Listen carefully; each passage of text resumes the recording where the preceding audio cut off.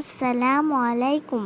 আপনারা সবাই কেমন আছেন? আশা করি আপনারা সবাই খুব ভালো আছেন। ড্রাগন ফলের পুডিং নিয়ে চলে এসেছি মি অ্যান্ড মমস কিচেন থেকে। ড্রাগন ফলের এই পুডিং খেতে অসম্ভব মজার হয়। ড্রাগন ফলের ঠান্ডা ঠান্ডা এই পুডিং মন প্রাণ দুটোই জড়িয়ে দেবে। চলুন তবে দেরি না করে ড্রাগন ফলের এই মজাদার রেসিপিটি দেখে আসি। আর যদি এই রেসিপিটি দেখতে দেখতে আপনাদের ভালো লেগে যায় তবে অবশ্যই আমাদের চ্যানেলটি সাবস্ক্রাইব করবেন।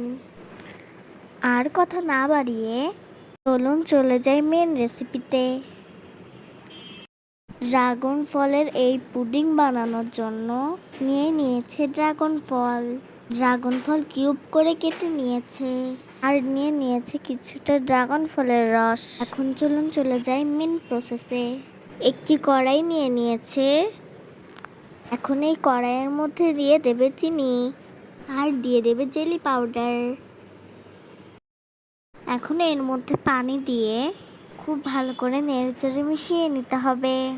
খুব ভালো করে মিশিয়ে নিয়েছে। এখন চুলা অন করে দিতে হবে এবং খুব ভালো করে বলক আসা পর্যন্ত অপেক্ষা করতে হবে।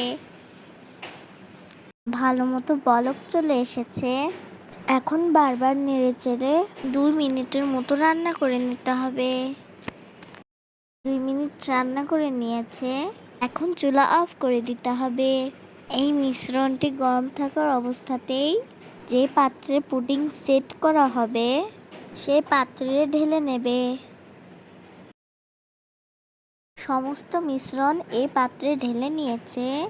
এই মিশ্রণটি গরম থাকা অবস্থাতেই এই মিশ্রণের মধ্যে দিয়ে দিতে হবে ড্রাগন ফলের রস আর কিউব করে কেটে নেওয়া ড্রাগন ফল। চামচের সাহায্যে নেড়ে মিশিয়ে নেবে। এখন দিয়ে দেবে ড্রাগন ফল। দেখুন দেখতেই কতটা কালারফুল দেখাচ্ছে। এখন খুব ভালো করে নেড়েচেড়ে মিশিয়ে নিতে হবে। খুব ভালো করে নেড়েচেড়ে মিশিয়ে নিয়েছে। ড্রাগন ফলের এই মিশ্রণ পুরোপুরি ঠান্ডা হওয়া পর্যন্ত অপেক্ষা করতে হবে।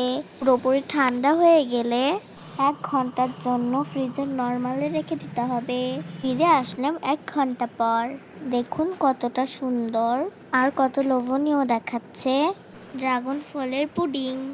মুখে দিলেই মিলিয়ে যাবে এবং মনে এনে দেবে ঠান্ডা ঠান্ডা প্রশান্তি। রেসিপিটি ফলো করে আপনারা বাসায় অবশ্যই তৈরি করবেন। সবাই ভালো থাকবেন, আমাদের জন্য দোয়া করবেন। আল্লাহ হাফেজ।